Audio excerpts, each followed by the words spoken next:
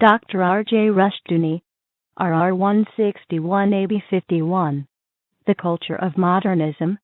From the Easy Chair, excellent colloquies on various subjects.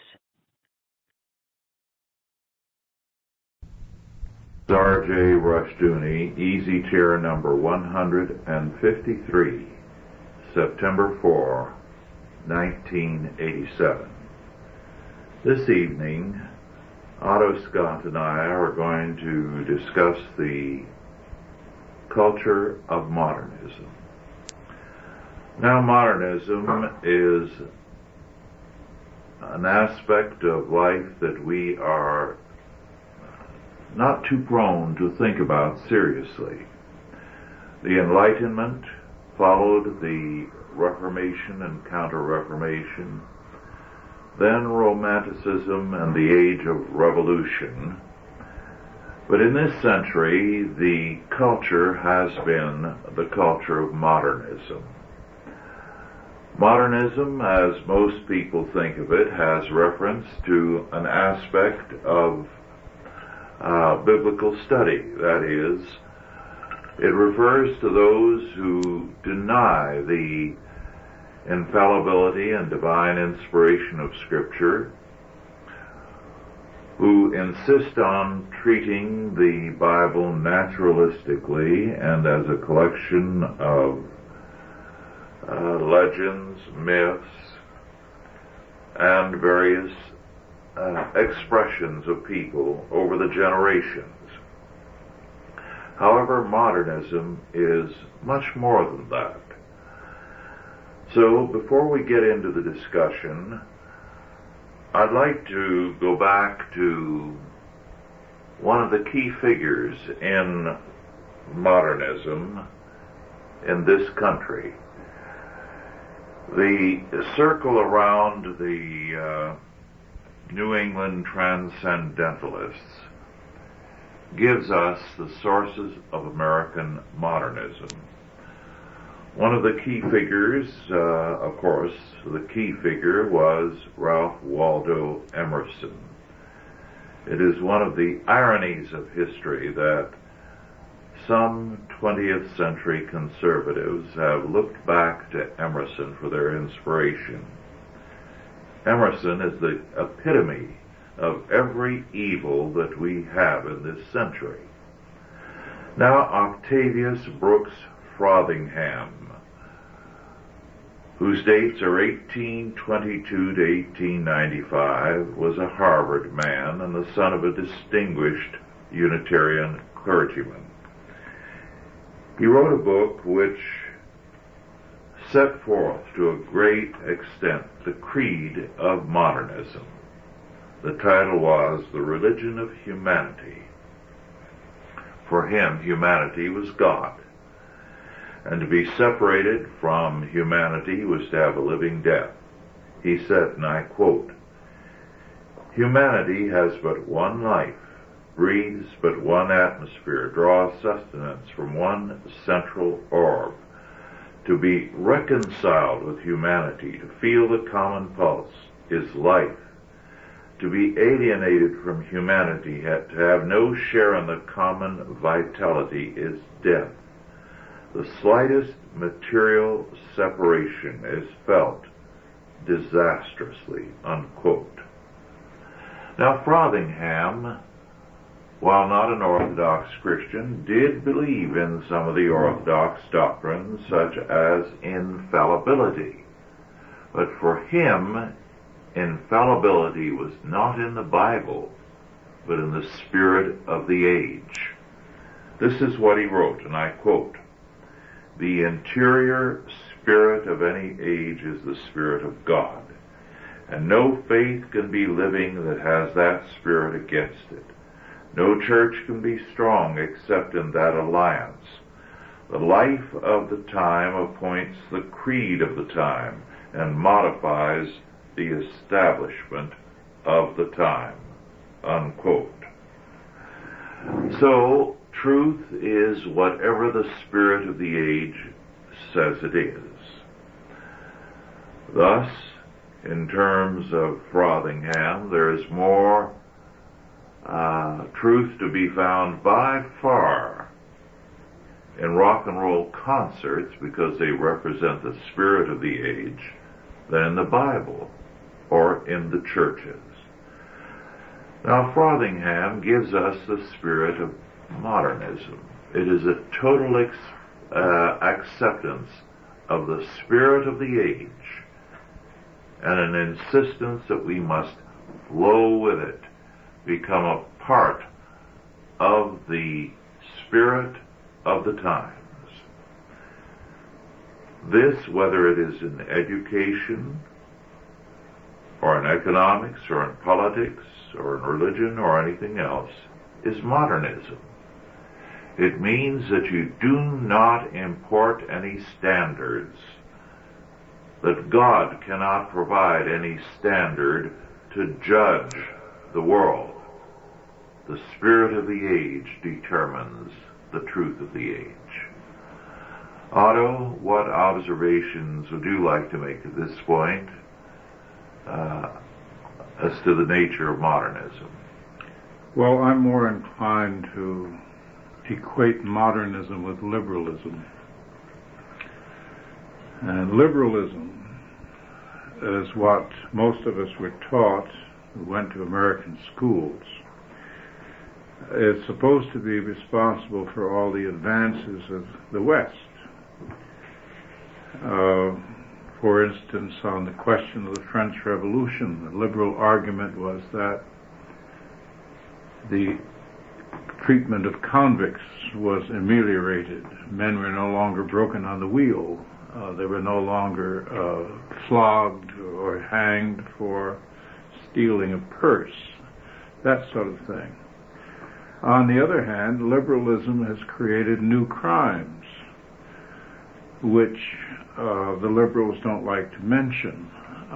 We have now serial murderers. I just recently heard that Richard Speck was up for parole, murdered 8 nurses, and has been living at the expense of the taxpayers ever since, which I consider a moral crime of considerable dimensions. And when I think about liberalism, especially as it has developed up to today, if we go from Frothingham's day to today, we see a great expansion of these ideas that he expressed, that Emerson expressed, and so forth. We have inherited the execution of these abstractions, and in execution they add up to a renunciation of the use of a societal force against the transgressors of society. In fact, we can even say now there is nobody who is accused of transgressing our society. Our society has no standards. Anything that anyone wants to say or do, short of murder or open common crime, is permissible. In fact, many crimes that used to be crimes are now no longer crimes. Abortion is no longer a crime. They're now selling body parts from fetuses. That's not a crime. When the Nazi medicals did that, it was terrible. When our doctors do it, why, they're just being sensible. Treason is not a crime. We have traitors in high places who openly announce that they want to sit down with the enemies of the United States and negotiate our surrender. That's not a crime. So I think when we come right down to it, that we're living in the results of Emersonian thought. We're living with the consequences. We're going to pay. We are paying in our lives today for these ideas which severed man or severed our society from its biblical roots. Yes, very definitely, liberalism is modernism. Of course, the overall term that historians and sociologists are now using is modernism. Yes. And the culture of modernism. I think one of the interesting aspects of modernism came to focus in the Death of God school as it surfaced around 1970. One of the points that Altizer, who was a leader in the school, made is one that is not often appreciated, but it is basic to modernism, basic to liberalism, basic to every aspect of this cultural force. The Death of God school did not say that there is no God or that God is dead. Their point was that God is dead to us. Whoever he may be and whatever he may think, we don't care. He is irrelevant to our lives and our interests. And this has been the very important aspect of modernism as a whole. It was never that we have proven that there is no God, or we believe there is no God. Some naive atheists have held that. But modernism has not been atheistic. It has been indifferent to the question, outwardly at least, because it has been so man-centered, it does not care whether God exists or not. He is irrelevant for us because everything is going to be in our hands. All right, if we take that, and I think you're right on that, the effect of this has been to discard 18 centuries of Western tradition and thought. It means that all our great thinkers and almost all our great men, assuming that not our great villains, but our great constructive individuals, have been outmoded, obsolete, are no longer relevant. All the accumulated literature of the West is irrelevant. Everything is going to be reinvented. Yes. Now, unfortunately, this eliminates tragedy. This viewpoint reduces everything to a surface level. It takes away all the depth of human experience. And therefore we have the liberal who in effect says nothing matters. Mm-hmm. There is no reason to resist the communists. There is no reason to be upset over the Gulag. There is no reason to oppose Ortega. There is no reason for our boys to get involved in any unpleasantness anywhere in the world, because nothing is worth fighting for. Yes. To document that, again, from Frothingham, the fact that there is an insistent sweeping away, as you said, of all the centuries of Christianity. Frothingham said that in the story of Genesis, the serpent represented the supreme creative purpose that comprehends centuries and a world. Oh, well, he was just recognizing a fellow. Yes. Then he went on, let me quote him here. The first sin was the first triumph of virtue. The fall was the first step forward. The advent of evil was the dawn of intelligence, discernment, enterprise, aspiration, unquote. In other words, no progress until you overthrow any boundaries, any laws, any concept of good and evil that is external to man and imposed by God. All right, these were the late Victorians. These were the Victorians, living in a very comfortable world in which the West was dominant, Christianity was global, The armies and the navies of the West ruled the whole globe, and they could speculate, like Baudelaire, with flowers of evil. It sounded all very poetic and interesting. And Darwin, too. And Darwin. But we are now confronted with evil. Yes. We are now face to face. These fellows have reduced the barriers between civilization and evil, and here we have it in our midst. It's interesting because their unrealistic attitudes have been continued in the liberal philosophy, despite the evidence of recent years of the murders of millions of people by bad governments and so forth. The liberal insists that a government is the proper repository for all power, that there is no struggle going on today between good and evil. If you say that, they consider you a redneck, an intellectual redneck, if I could coin a cliche. And they are talking on the same terms that their forebears talked when their forebears were secure. But we are no longer secure.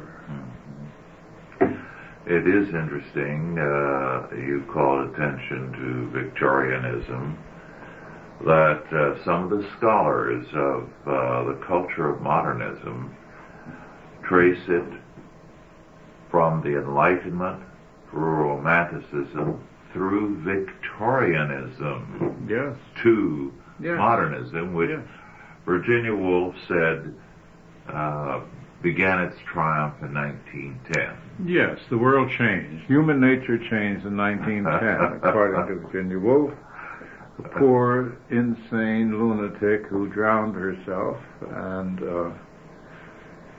I have to really stop for a minute and reflect on the number of totems, literary totems, in the United States in recent years, the United States and Britain and Western Europe generally, of people whose lives are absolutely devastated, tragic lives, who are held up as models for the young. Virginia Woolf, suicide. Nathaniel West, The Day of the Locusts, another suicide. I just read a review of S.J. Perelman, the humorist, and his life was an absolute nightmare. Lillian Hellman, who's now been proven to be a psychopathic liar, and so on. You mentioned Virginia Woolf, that's why I laughed. Something came to mind. I haven't looked into anything by Virginia Woolf since my university days, some 50 years ago. But didn't she write the weird book in which she took something from Tristram Shandy by Lawrence Stern? Orlando? The question about whatever happened to King Charles's head. Oh, that was from Dickens. Dickens. Dickens, yeah. Mr. Dick in Dickens could never get around. He couldn't finish a paragraph without King Charles's head appearing somewhere. He wondered what they did with it. Yes, well, Virginia Woolf wrote a book about that, I believe. Rambling onto every subject and coming back to King Charles's head. Well, of course, their great vogue was after World War I.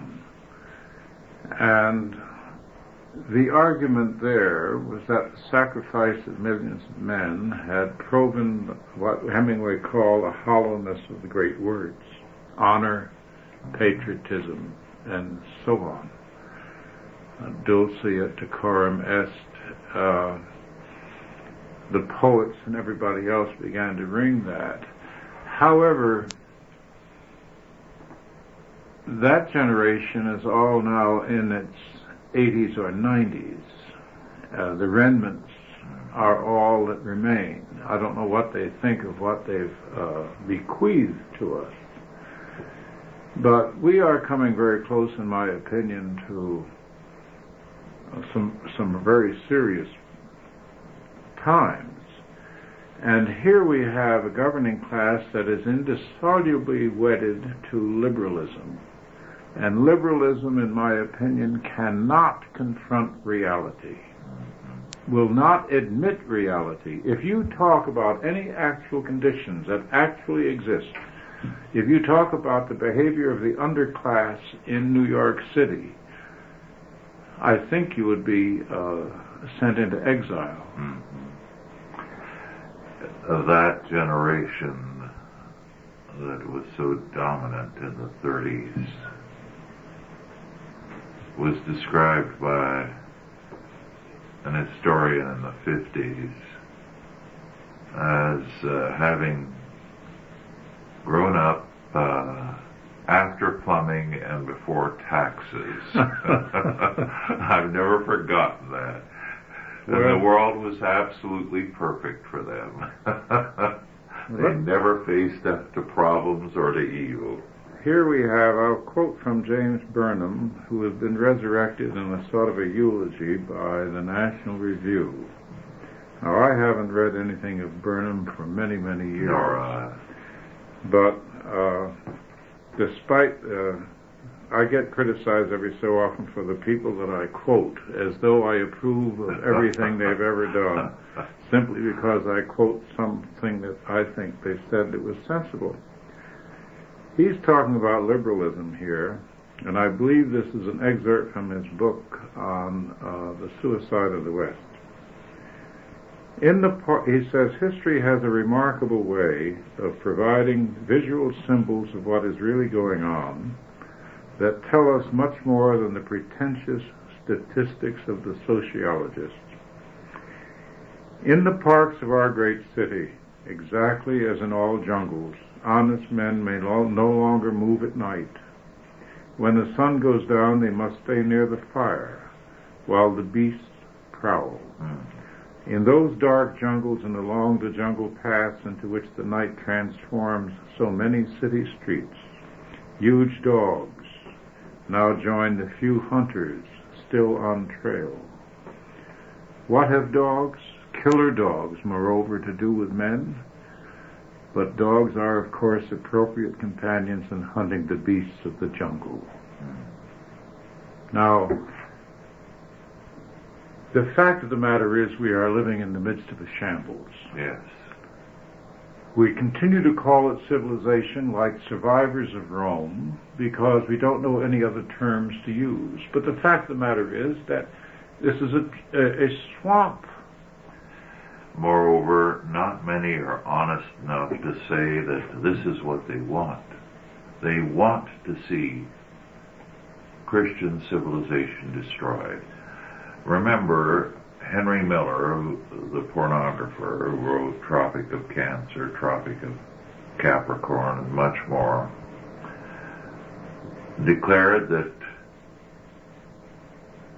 what the world needed was a modern time of the assassins, when all culture, all reading, all literacy would be destroyed, books would be destroyed, men would return to an animal level. This is happening. And he said, after 200 years of living without any knowledge, any writing, even speech, then they could emerge from the cloud of Christian civilization and create a new culture.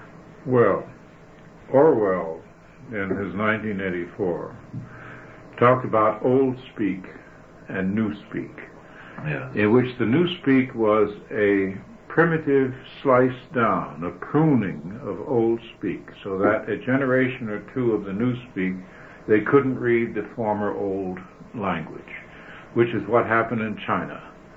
China's language was reduced to its basic form, so the modern Chinese cannot read the literature of his forebears or the histories of the past. American language, if we can call it a language, no longer has a bona fide dictionary.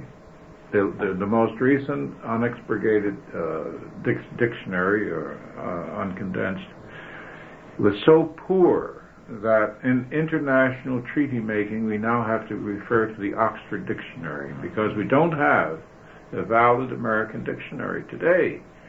And I listen on the air to announcers and to people debating subjects and so forth. The average American can no longer express himself. He's reduced to body language, he's reduced to strange noises, pantomimes, pictures, everything, cartwheels. He simply cannot discuss anything of any complexity, which means that the language is falling apart, and it's falling apart on a university level. Yes. Well, this is modernism.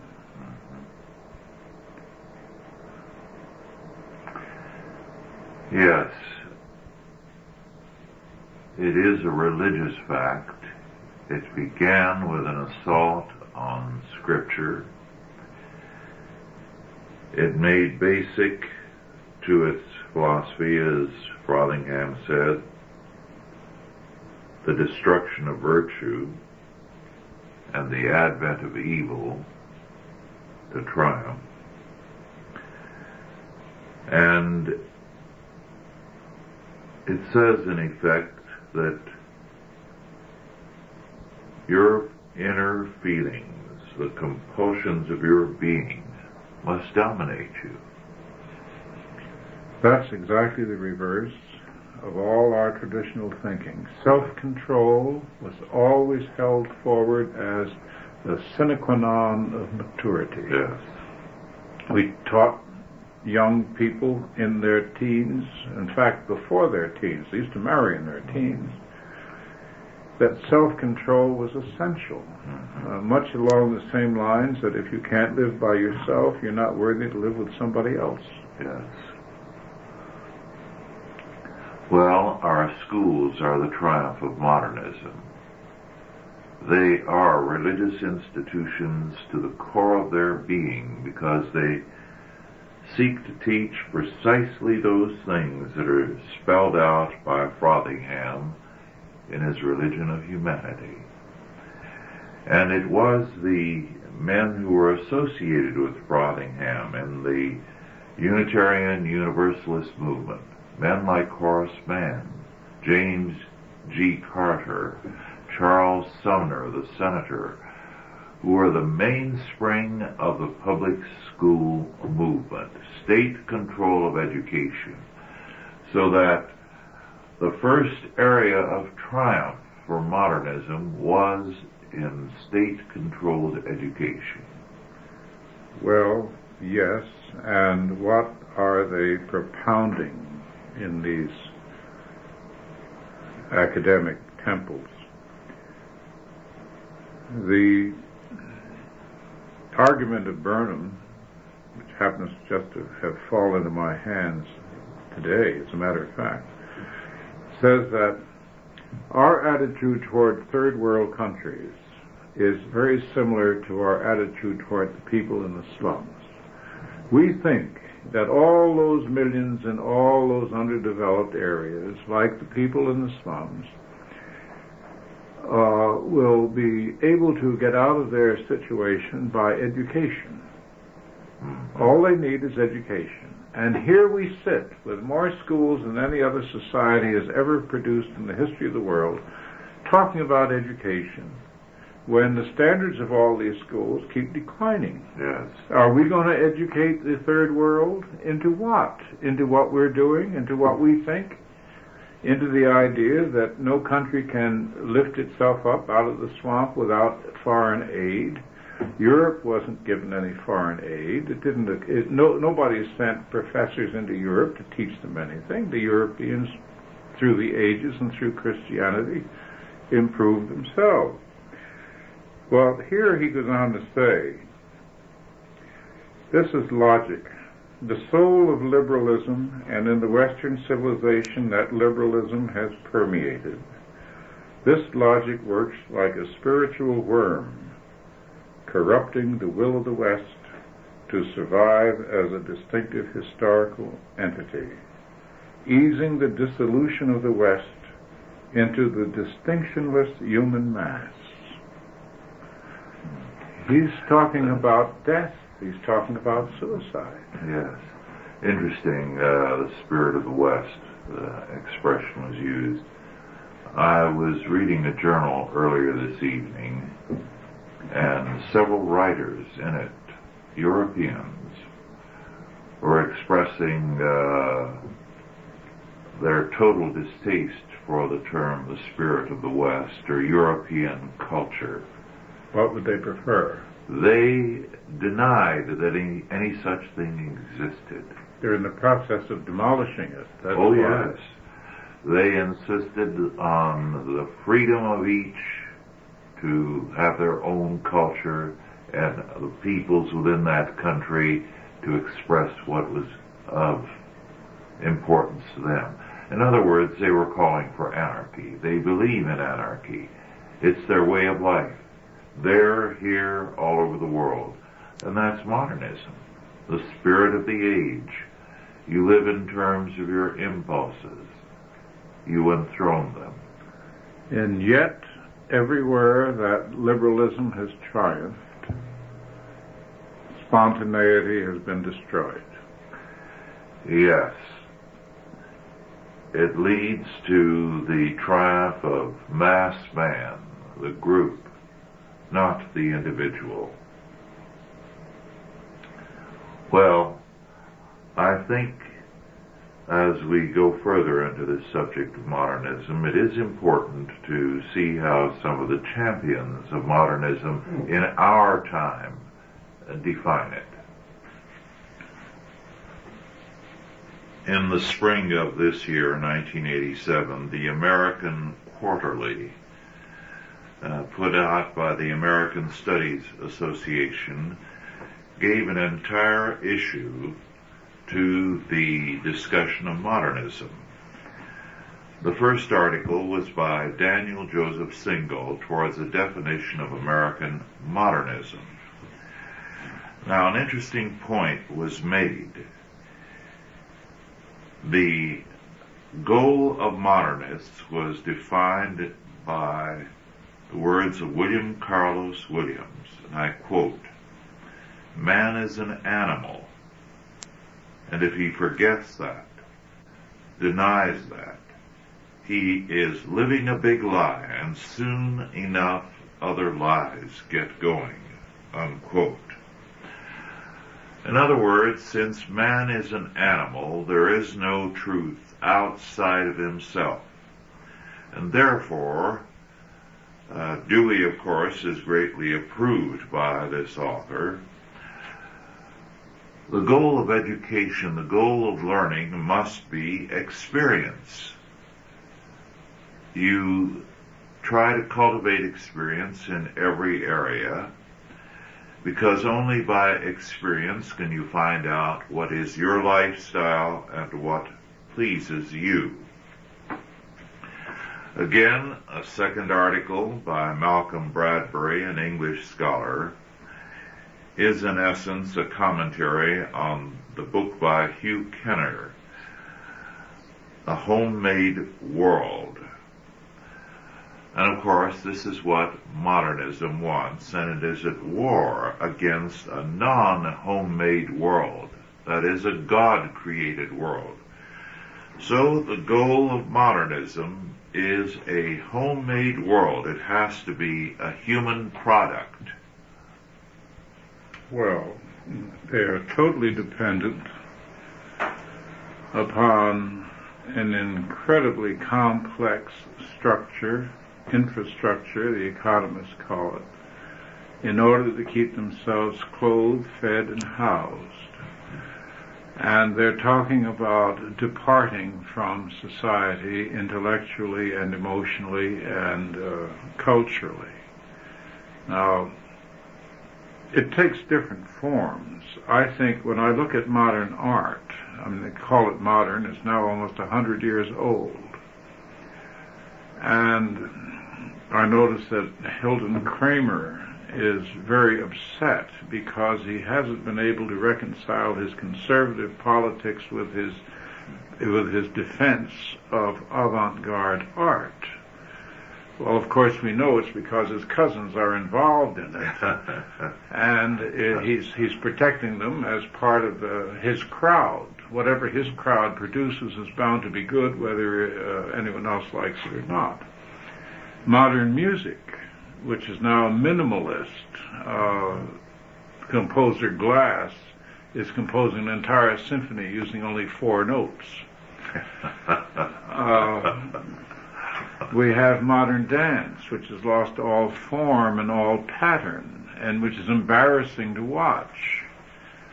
The Germans are sending over a ballet group which is performing in the nude, and I don't know how the police have managed to look away on this one, but of course they don't pay any attention to that anymore. Well, here you have an absence of form. Yet, if you treated these people in reality the way they are treating society, they would be the first to scream. If you said, never mind the forms, I'll kick you, instead of saying hello, they wouldn't see the correlation. If you take away the forms, everything falls. Yes. And this was the grim aspect of the Russian Revolution.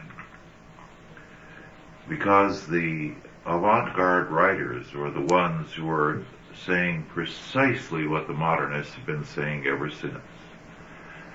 They were saying that the forms were worthless. Artzybashev, in the novel Sanin, ridicules the idea that there is something wrong with incest. And yet, with the revolution, these men were among the victims. The first to go. They welcomed it, and they suffered from it. Because you could not create a new society with men like that. You couldn't create any kind of society. These are destructive individuals. Yes. It's interesting that the revolution clamped down every time. The French Revolution, under Robespierre and the Committee of Public Safety, clamped down on all these aberrations and made it an absolute. The journalists who gloried in dumping on everything suddenly under Robespierre fell very quiet, because otherwise they knew they would lose their head, like the journalists of Havana, Cuba today, or Nicaragua. It's interesting that the Chamorro family in Nicaragua, which used to own La Prensa, which was finally put out of business by Ortega, one of the Chamorros is editor of the Ortega institutionalized newspaper. The other members of the family got out of the country. Yes.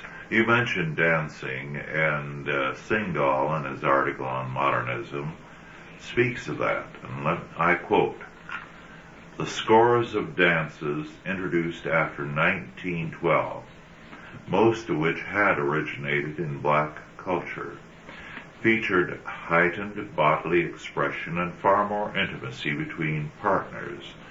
The very names of the dances, bunny hug, monkey glide, grizzly bear, and lame duck, suggested a delectable surrender to animality and rebellion against the older sexual mores. More notorious was the shimmy, a black torso-shaking dance that became the rage just after the war.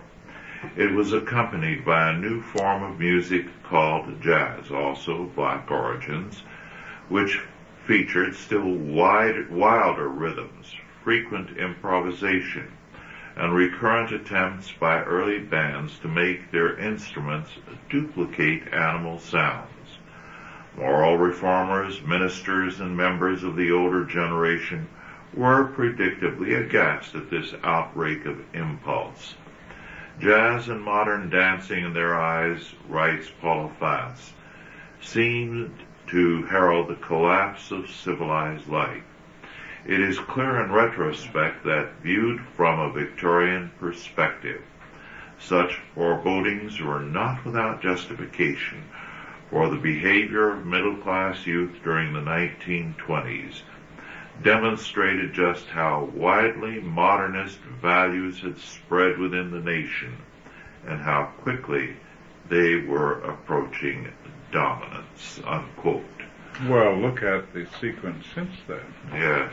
Now we have the rock music, we had Woodstock, we had the rock festival up here in the mountains only a couple of weeks back, in which 73 were arrested, and the sheriff said 10,000 could have been arrested, but he didn't have any place to put them. There's a whole group, I understand, not groupies, of particular followers who follow the rock bands from one concert to the next. They don't follow them because they admire the musicians or the music so much, but because the crowds, they sell drugs to the crowds that the rock people attract. So in the train of the rock band is a whole bunch of drug dealers and negotiators. And often these, you might say, emotional orgies create violence, create riots. People have been killed at them.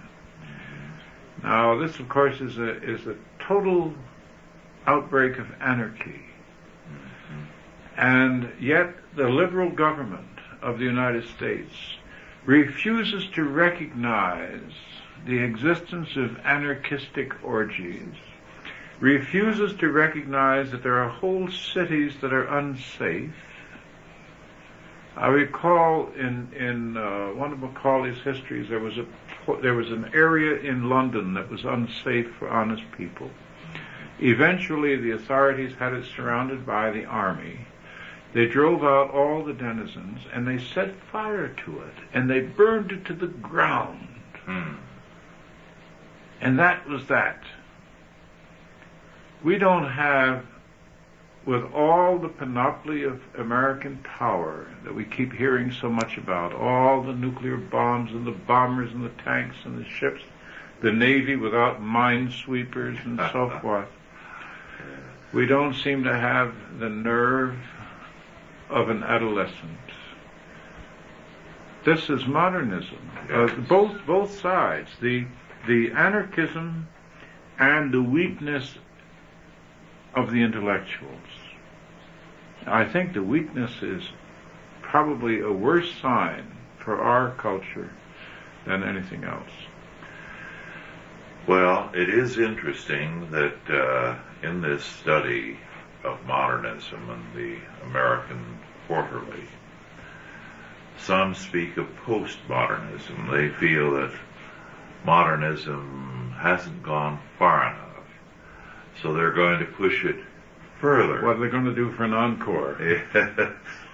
And one of the articles is by Daniel Bell of Harvard. Oh, yes, the post-Christian writer. Yes.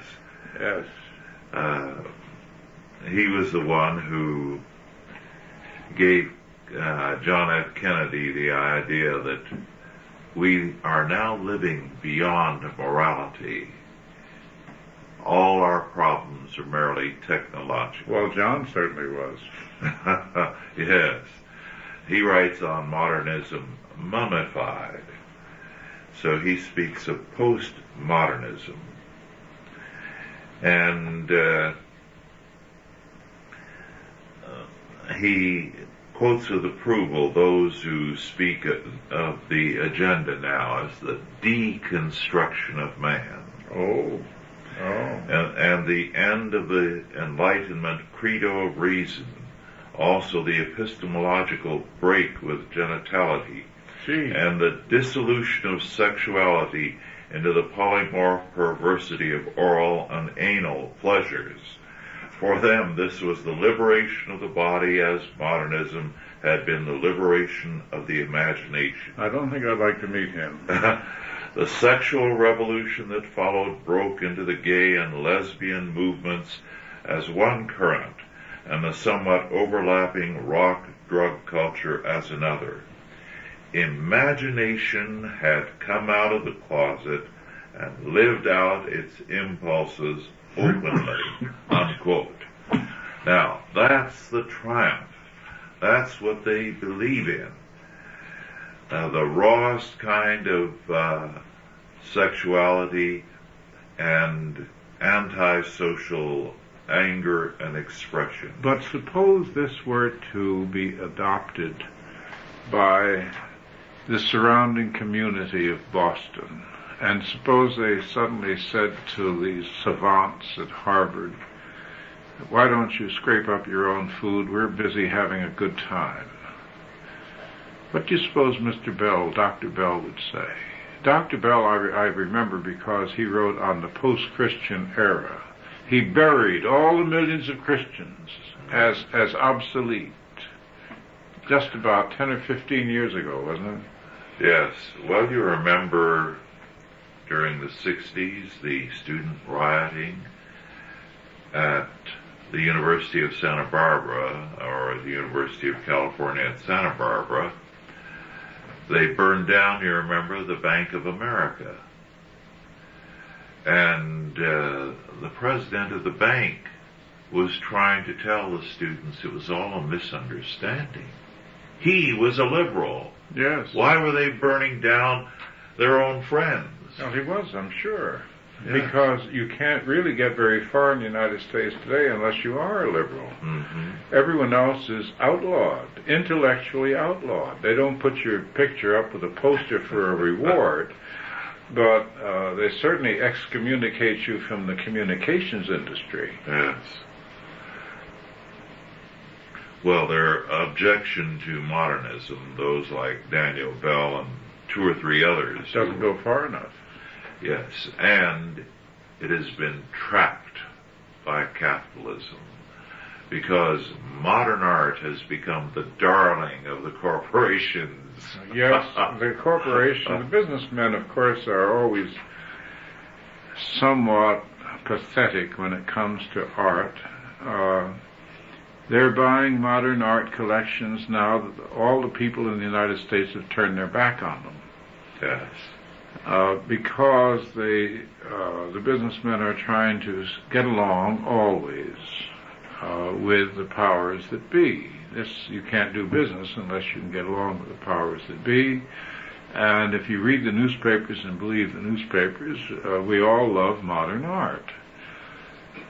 And you know, of course, this is nonsense. 95% of the American people wouldn't use it for a bonfire. Well, if the museums controlled by liberals and the corporations controlled by liberals bought no modern art, there wouldn't be any sold. The market would be existent outside of New York City. Well, one of the reasons that the liberals will no longer debate, one of the reasons that they now jump up and shout dirty words and drive people off the stage is that they cannot debate. Mm-hmm. They have no arguments. Yes. The arguments are now coming from the Christian community. I've received a newsletter just the other day, a Christian newsletter. I think you get it too. I can't think of the name of it right now. But it lists 2,000 correspondents. Now, I don't think Associated Press has any more than that. No. If that many. Very true. Well, what is happening is that as these academicians concentrate on their own thinking, they become less and less related to reality. I have been appalled in reading some of the scholarly journals to find them discussing things very solemnly that are matters I'm concerned with, like the church and state battles in the courts. Mm-hmm. And they haven't the foggiest awareness of what's happening. No, they don't. They are never in the courtrooms. I'm sure they don't read the transcripts. they approach the subject with their own preconceived ideas. Well, this is true in literature. They have now, the critics have something called structuralism, which, quite frankly, makes no sense. Mm-hmm. But they have developed a vocabulary in which they talk to one another, and the great mass of literature comes boiling out, and they're unaware of it. We have no longer do we have writers. You recall when you were young, writers were big in the United States. Mm-hmm. Our leading novelists were considered very important figures. Well, since liberalism cannot face reality, since liberalism prefers to assume a worship of the abstract instead of the concrete, we can no longer produce an acceptable literature because novels in the old school used to portray American society the way they are, the way it is. Well, we can no longer do that because we cannot recognize reality. We cannot discuss it. We can't be open about it. Yes. One of the things that I learned when I left the university, it was this. I subscribed to a number of things to continue ostensibly to be well educated. And I quickly came to realize, as I met people and traveled a bit, that the two things I was reading in order to keep up with the world of books, the New York Times book reviews and the Saturday Review, did not reach a literate public. They reached people who wanted to know what books were being talked about. They were not readers. No, they were readers of reviews. They were readers of reviews. Not readers of books. That's right. And more I find university presses diverging in terms of level from common literature. Pat Knopf, the chief executive of Athenaeum Publishing, was supposed to be, and it is, well known as a literary house, once said to me, Otto, he said, the trouble with your writing, he said, is that it isn't professorial and it isn't average. It falls in between. I said, well, that's where I fall. I said, that's where most people fall who read books. I should think that would be a plus. It isn't, though. It isn't. No. Not in a culture that you have to be either a pedant or a pornographer. Yes. No in between. Mm-hmm. But most people are in between. Yes.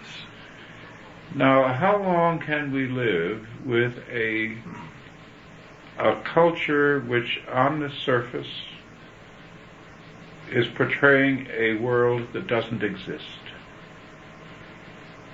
With newspapers that constantly report bulletins from the government, regulations, a few scandals here and there, and lots of entertainment features, and nothing about the actual activities or nature of the people. A theater which is similarly living in a world of its own, so forth. De Tocqueville, at one point, writing in the 1830s, said that he knew of no country where freedom of expression was so limited as in the United States. And he went on to talk about the pressure of conformity, in which he said that it was possible that if that developed, that continued, a country without an aristocracy where the mediocre was keeping the talented in line, the worst tyranny the world had ever seen could result. By a fluke of fate or decision of God, whichever you prefer, the Soviets reached that point before we did. But don't forget they were led into it by their liberals. The liberals opened the gates for the Bolsheviks, just as our liberals here are opening the gates for the communists. And in the meantime, the conformity of American society. Now, the liberals were one of the first to say, well, they were against conformity, but they are not. They are for conformity. They are intolerant. Yes. If you ever have the misfortune to disagree with the liberal, you'll soon discover how intolerant they are. They immediately assume that you're a racist, a Nazi, everything evil. Yes, and that is coming in now,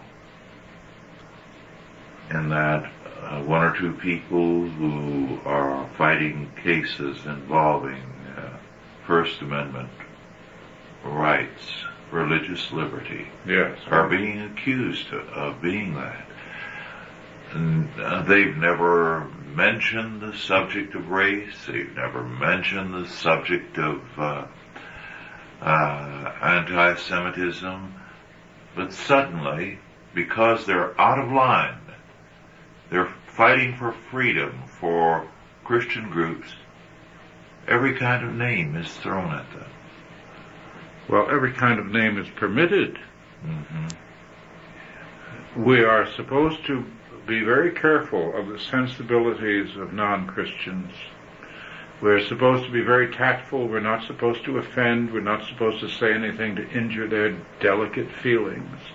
In the meantime, we're told also that we should swallow any insult to Christianity or to Christians. Nothing is too bad to be said. In one of the first books I wrote, and it came out maybe 25 years ago, I had a reference to Islam, which was mildly, very, very mildly unfavorable, in that I was contrasting it with Christendom and a Christian culture. And you would have thought I had committed some crime. It was the one thing that was picked up by some people in the book. How dare I speak ever so slightingly of Mohammedanism? Well, this is, I suppose, modernism, liberalism, which respects every religion except the dominant religion of the West. It respects every religion except the religion of its own forebears. Well, it is looking ahead, a la Henry Miller, to the time of the assassins. It wants to destroy Christian civilization so that there is no memory, so that no one can remember that there was a Bible, that there was a Christ. This is the kind of world that people like Henry Miller have imagined. And I believe that Henry Miller was simply more forthright and honest about some of these things than some of the more sophisticated writers. Well, that's proven by the fact that he was picked up. He was expressing what many wanted to say. Yes. And the fact that he was picked up Yes. proves that. But if we correlate modernism and liberalism, I mean, as Machen did, the liberal clergy is probably the cutting edge of the anti-Christian movement. Yes. It began in the church, and this is the heart of the matter. And the liberal clergy is what has gutted the Christian community of the will to fight, Yes. the will to defend itself, the idea that no force should ever be used. We actually have people now out in the street saying that we should never at any time, anywhere in the world, for any reason, use force. Well, we have a major movement of the Animal Rights Association, and it's becoming a problem. They are bombing universities where there are animal experiments. They are bedeviling legislatures so that it's costing farmers a great deal of money because some very attractive Hollywood female stars buttonhole the state legislators and persuade them to vote for their animal rights measure. And then the farmers have to pour out a lot of money into fighting legislation that has been introduced. Well, Sidney Hook, another individual whom I'm not too fond of, but who occasionally has hit the mark very well, defined liberalism as an ideology. He said the average liberal doesn't seem to realize that it's an ideology, but it is an ideology. He said one of its main planks is no enemies on the left. And Yes. if you notice, the liberal enemy is always the same as the communist enemy. Yes. Pinochet of Chile, etc., etc. Yes. Now, there are no airdromes being built in Chile. There are no Soviet troops in Chile. Why should we be upset about Chile?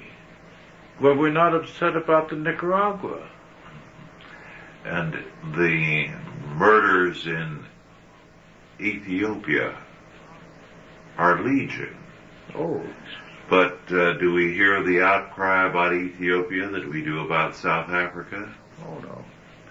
Well, liberalism is an ideology, and a clergyman who is liberal has embraced an ideology that is at its base anti-Christian. Exactly. And I think if enough Christians were to understand the liberal ideology, they could begin to recognize the enemies of Christendom not by their name or their appearance, but by the arguments they present.